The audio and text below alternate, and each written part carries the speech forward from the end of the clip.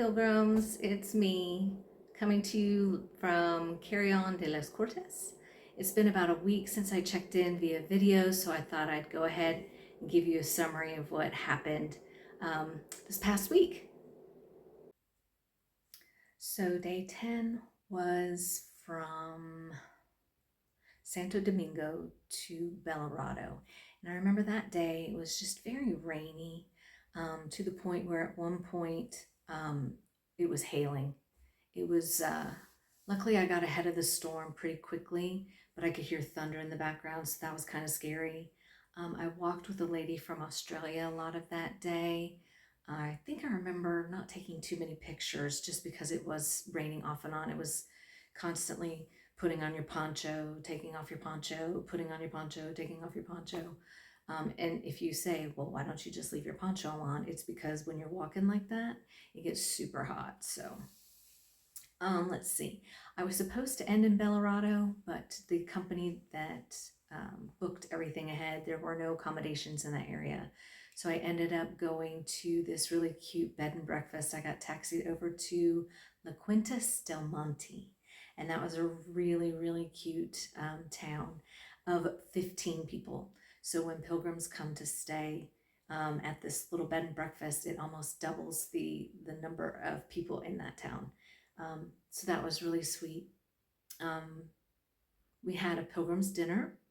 We had,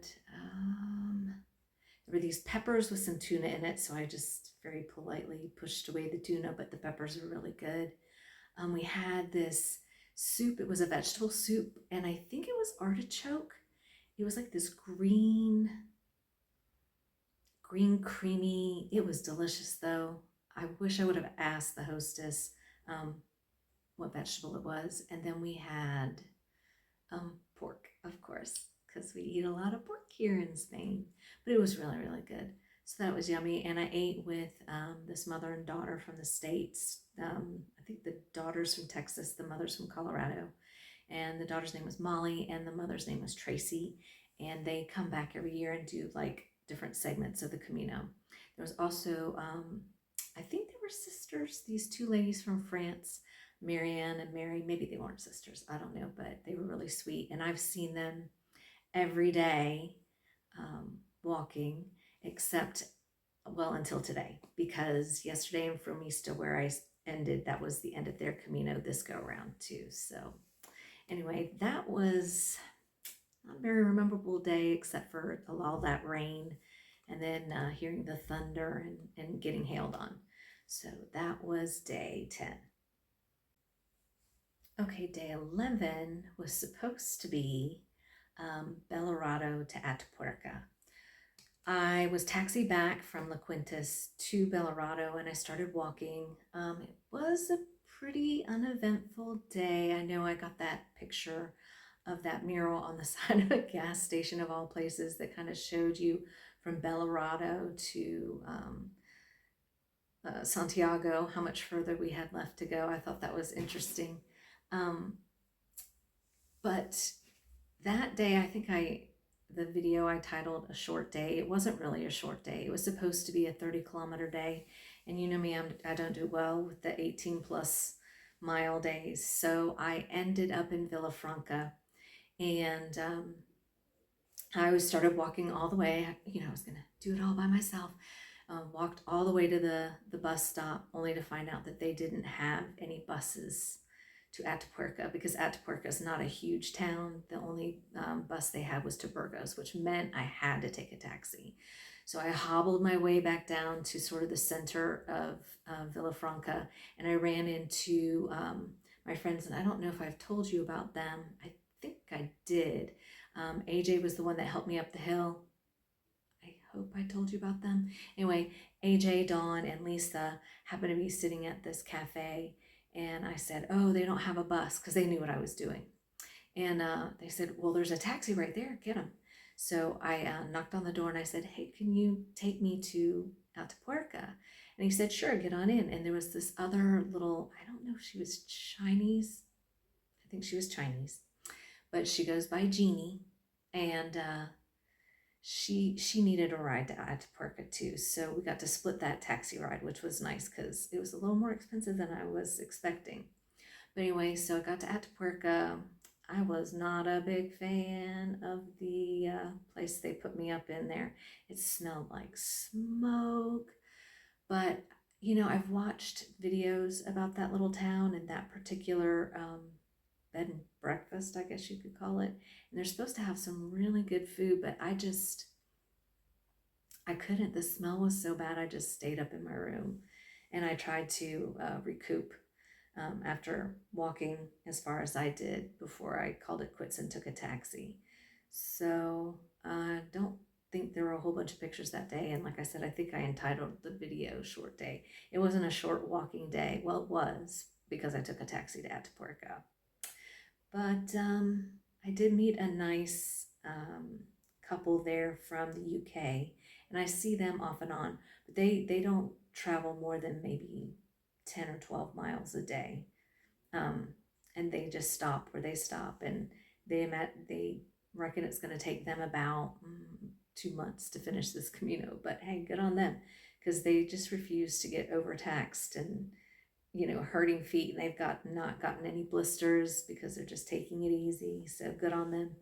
And I've seen them a couple times since too. So I don't know how they've caught up to me, but whatever. It's really nice to kind of keep seeing the same people over and over again. And you know that they're looking out for you.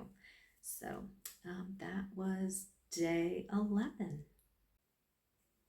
Okay, day 11 was Atapuerca to Burgos. And so, what I remember mostly about that day was a Sunday, and I was able to have a donut that day, which is really cool because my family and I on Sundays we tend to get Dunkin' Donuts. So I sent the kids a picture of me eating a donut at my first stop. I thought that was really sweet.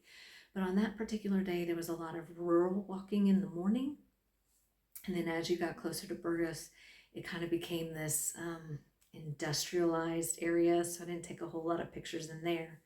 But I do remember I was walking in that industrial area, so of course there's no place to really stop off to go to the restroom.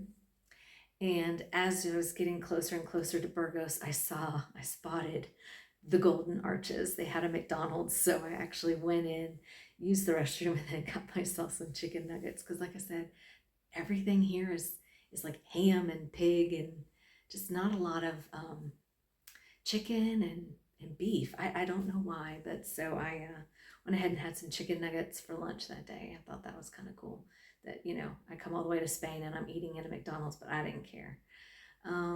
So Burgos was nice. I went to the cathedral there that night for Mass, and it was really sweet because, again, because of the pilgrims, after the Mass, they had us all come up, and because there were so many of us, they didn't like go through one by one and ask us where we were from, but they did hand us these little cards with this like benediction on it, and the priest gave us a blessing, so that was really sweet.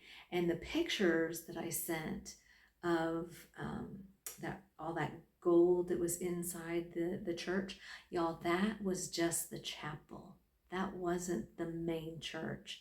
Unfortunately, because it was so late in the day, they had already closed down the main part of the church, but that was just the chapel. So I can only imagine what the inside of that, the church really looks like. And I'm sure if I go back, I can find videos on YouTube and probably be awesomely impressed. But as I do, I kind of pull into town a little late. I was afraid I wasn't going to make church because I'm always the last one to get to town. But anyway, made it, and I enjoyed the Mass. And then after that,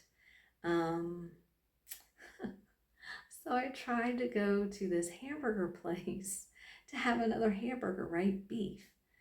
And I sit down, and they did offer a beef hamburger, or I think it was lamb, it was mutton. I don't know. There was definitely lamb. There was something else I'd never heard of. And so I pointed to the beef one. He goes, "Oh no, we're out." I was like, okay, well, I'm gonna go ahead and go because I don't want any of the others. So that was kind of funny. Well, it wasn't so funny. I was starving at that point. I almost had a breakdown, but I can laugh at it now. I I can laugh at it now. I would like to go back to Burgos and maybe take another look around. It seemed like a really cool city. Um, Much better than I thought Pamplona and Logroño were. So that was day 11. Okay, all the days blend together. So the one that I just did should have been day 12. So now moving on to day 13, that was Burgos to Hornios. And that was an interesting day.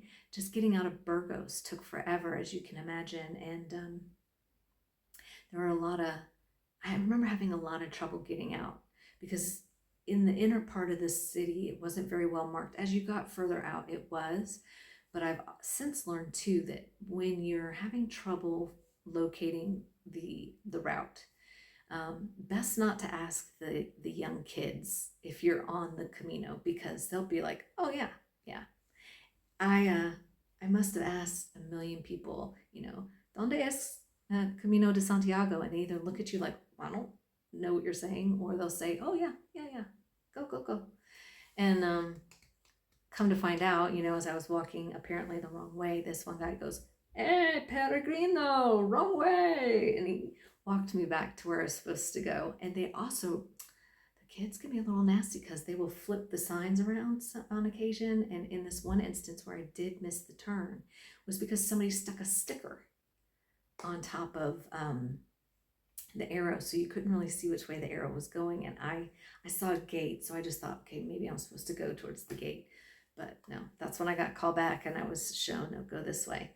And then I found some backpacks and started following them. So eventually made it out of Burgos and headed to Hornios. Now, Burgos to Leon, that's the unofficial Meseta. So I guess we were on our way to moving into the Meseta area, which is like the plains of Spain. So it's supposed to be a lot less hills and a lot more flat walking. And it's the portion where you move from concentrating on the changes in your body to like thinking, in the Meseta, because it is so flat, there's not a lot of variation. You do a lot of, that's where the introspective, soul searching mind work comes in of the Caminos. So I was excited for that because, I've gotten a little tired of hills. But let me think about that day some more. I did start walking with this gentleman who was like 75 years old. He'd done the Camino a few times and he was really nice. He kind of helped keep me walking because I think as the day goes on, obviously I start slowing down more. But when I've got someone who's willing to not walk so fast, but keep me at a good pace, I really do appreciate it. Let's see, there was one kind of taxing hill that day, but it wasn't too bad. Not like the next day, but anyway, I do remember coming up. It was really cool. You walk, walk, walk, walk, walk, and you get to this point to where you look down, and then there's the town of Hornios. And I think I took a picture of it, and I don't know that the picture did it justice, but it was just kind of neat to be like, you get to the end, and then here's the town. It was really gorgeous. So walked into town, and this was the last time, thankfully, that I had to be shipped somewhere else to sleep, which I wasn't really too offended by because Hornios is a teeny tiny town and there's not a whole lot of support there. And I heard that a lot of pilgrims had to kind of fight for food, not fight for food, but it was like, you had to wait for food because there are only a handful of restaurants and there's more albergues than there is places to eat, I guess. And so anyway, I got shipped back to another little town. I think it's called Tadarhos. It started with a T. Anyway, it was lovely. It was one of my most favorite accommodations to date. Had a nice pilgrim's meal there, and I ran into my Swedish / French friends there too. I keep seeing them. It's Angeline and Paolo, And we've gotten to the point now we see each other like, hey, and we smile and hug each other. So that was kind of sweet. That night I did have a pilgrim's meal and I had chicken. It was like a fried chicken patty, but I didn't care. And it had the starter was some kind of bean soup, and it was good. It was really good. And then for dessert, I think I had, I don't remember what I had that day, but it was good. So overall, that was a really nice day. It was a good day of walking. Um, Went by a little faster because I was actually chit-chatting with that guy. Um, that was day 13. Okay, so moving on to day 14. That was a crazy day and it ended up being one of my favorites. So that was Hornios to Castro Ruiz, I think is how you say it. The day started out really gloomy, kind of rainy, chilly, and there was a lot of kind of walking on this plateau. And on that plateau, there was all of this mud. And this mud was so bad, it would stick to the bottom of your shoe. And then it was like, as you're lifting your foot up, your foot was like 10 pounds heavier. It was insane. By the time I got to Hontanas, um, it finally, the sun started coming up, and that last 5K was some of the prettiest scenery I've seen um, since that one day a couple weeks back. I don't know, it was gorgeous. The sun was shining, there were all the flowers were out, they were vibrant, and the video, y'all, does not do that justice because the the vibrancy of the colors is what my camera can't pick up. It's just gorgeous. I think the picture of it looks like an old rundown building was actually a hospital for peregrinos back in the 14th century. So I thought that was kind of cool. It's obviously not a hospital for peregrinos anymore, but to know how many pilgrims must have stopped there in need of assistance, where nuns would help take care of them and nurse them back to health so they could finish their Camino. It was kind of awe-inspiring. You sort of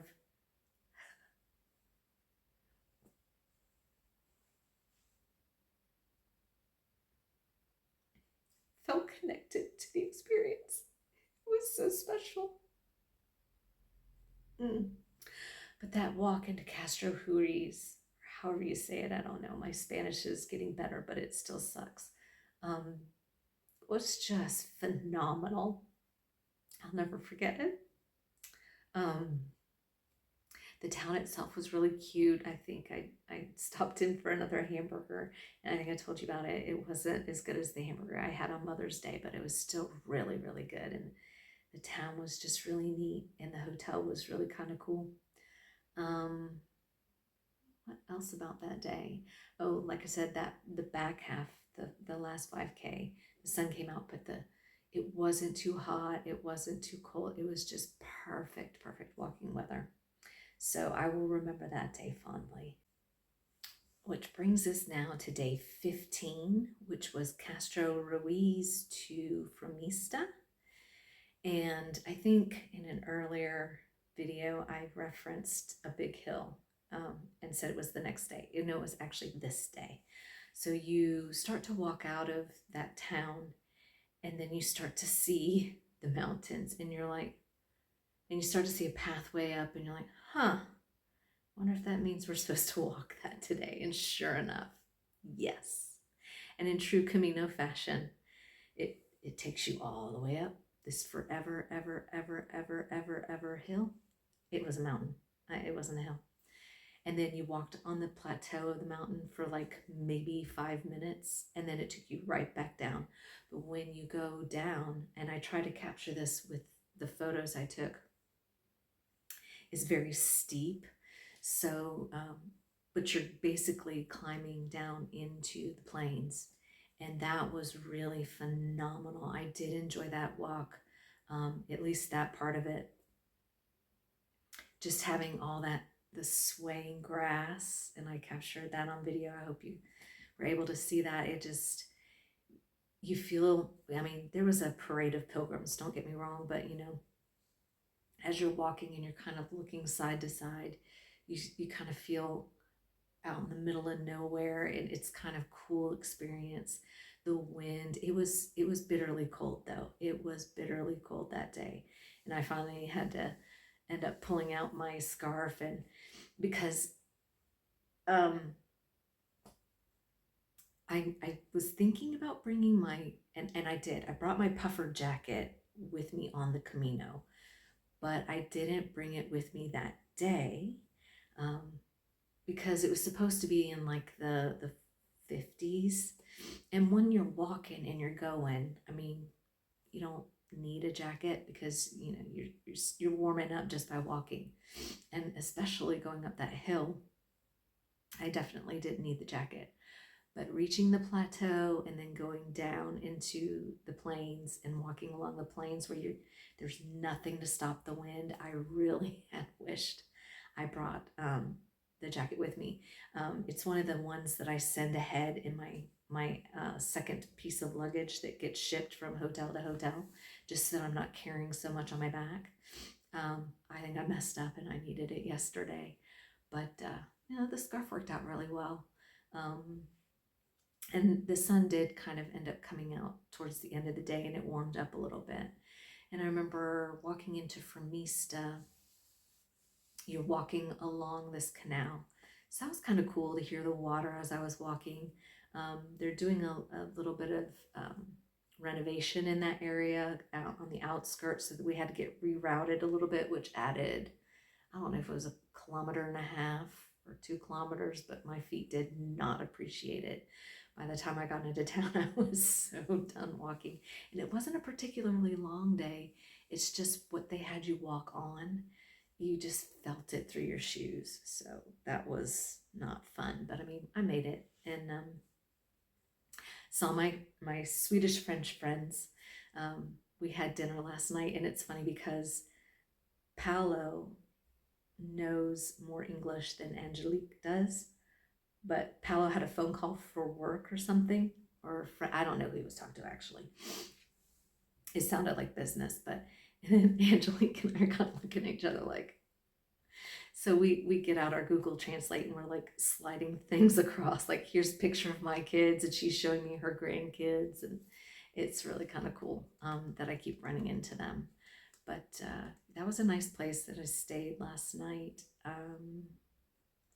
It was really good walking weather towards the end of the day, so that was appreciated. Which brings us to day 16. So today is day 16, and it was from Fromista to Carrion de los Condos, and it's only about 11 miles, and the Camino offered you an alternate route on this one because the original route just had you walk basically right next to the side of the road, a straight shot from one town to the next. The alternate route sort of puts you through in between these two fields along the river. So that was kind of nice. The only thing that wasn't kind of nice was, I've gotten to the point where I'm getting used to walking on the rocks, but there's different sized rocks and different kinds of rocks, and it does make a big difference to my feet. So, like the white rock that you see in a lot of people back home where they have like rock in their front yards, kind of like the lava rock, but the white kind. It's not so bad. But then there's like this size shaped little rocks that are like brown and black, and I don't know. They're just close enough to where some part of your foot is going to hit the rock, and it's not like the little rocks where if you walk on it, you at least kind of feel like you're walking on a flat surface. You feel these rocks through your shoes, and that was the only part I didn't like. I did appreciate being amongst nature and hearing the flow of the water. That was nice, but my poor feet, my poor feet. You know, my shoes are usually really comfortable, but I don't know if it's getting to the point where I've walked so much that they're just sort of losing their cushion for sure. And I have some pretty decent insoles in there. I might have to get another pair before I'm done. But that was the walk today, not particularly long. I walked with this gentleman who was about 10 years older than me, and he's retired. And what was nice about walking with him is I went back and I looked at my stats, and for the first time in my life, I think I walked at 3.5. Oh, wait. In an hour, I walked 3.5 miles. But I think that's also what made my feet hurt so bad towards the end of the day, was because to keep up with him, I wasn't jogging by any stretch, but I was like really pushing it, right? Which was great. He got me through the first half of the day, but then, like I said, my feet sort of paid for it the rest of the way. The last little bit getting into town, I just wanted to cry, but I made it, and I offer it all up. And so yeah, today was a good day. And this place that I'm staying in, it's really cute. I will show you pictures of the outside. It's almost like I've got my own little bungalow. I think it's one of my favorites so far. But yeah, that brings us up to date. I should be hitting Lyon in a few days, and I'll get a rest day there, and I'll be done with the Meseta. So I think tomorrow would normally be like a 30-kilometer day, an 18-plus-mile day, but I do specifically remember when I was sort of setting up the itinerary for this trip, the company that booked everything gave me the option of like spreading out the mileage, I guess you could say, the distances. So tomorrow I only have like a 10-mile day, which should be easy peasy for me at this point. I say that now, but it really does depend on the type of what you're walking on, what the trails are made of. So I might have spoken too soon, but it should be an easy day. But now I've got to go do laundry and probably hang out for a little while, and probably run into my Swedish French friends because I know they were coming here. So that wraps it up for this summary. I really do miss you all.